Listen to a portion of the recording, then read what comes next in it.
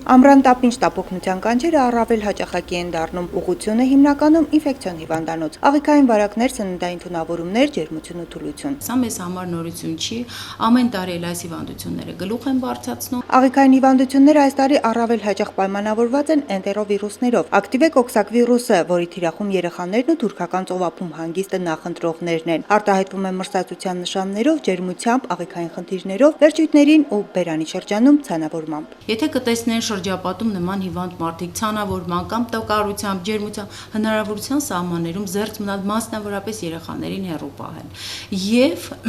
Եվ եթե առաջին իսկ դեպքում կնկատեն նման ախտանշաններ, պետք չէ ինքնաբուժմամբ զբաղվել, մասնավորապես եթե արդեն վերադառնում են հայրենիք, անպայման դիմել բժշկական օգնության։ Նույնիսկ այս պարագայում նախորդ տարիների համեմատ այս ամառ աղիքային ինֆեկցիաների նվազման միտում կա։ Մասսայական թունավորման դեպքեր իհարկե եղել են։ Հուլիսին Խնձորեսկում 35 մարդ թունավորվել է խմելու ջրից։ Գորիսում էլ սննդային թունավորման պատճառ էր դարձել տանը թխած ծննդյան տորթը։ Մասնագետները խորհուրդ են տալիս ամառվա տապին հատկապես ուշադիր լինել սնունդ ու ջուր օգտագործելիս, ուտելիքը պատրաստել փոքր չափաբաժիններով ու պահել սառնարանային ճիշտ պայմաններում, խուսափել պատահական աղբյուրներից ջուր խմելուց։ Արագ սննդի կետերից օգտվելը երբեմն նույնպես անհրաժեշտություն է։ Այս դեպքում էլ սակայն պարտադիր կանոններ կան, որոնք չի կարելի շրջանցել։ Հաճախ թունավորման պատճառ է դառնում ոչ թե սննդամթերքը, այլ երկրորդային աղտոտվածությունը։ Ինչքան էլ հանրային սննդի կետը լինի լավ կառավարված, արդեն քաղաքացին ինքը պետք է գնահատի իր ռիսկը, հասկանալով, եթե ինքը չունի հարմար տեղ ձեռքերը լվանալու համար կամ թեկուզ խանութից գնում է կարկանդակ, որը պահպանվում է սառնարանում,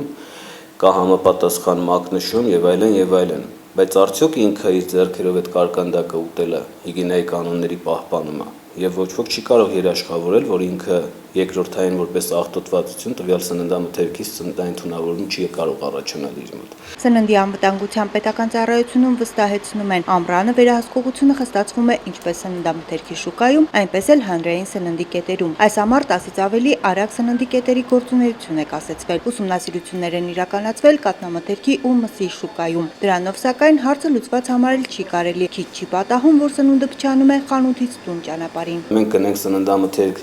ենթադրենք Կոմիտաս պողոտայից եւ մենք ապրում ենք Բանգլադեշում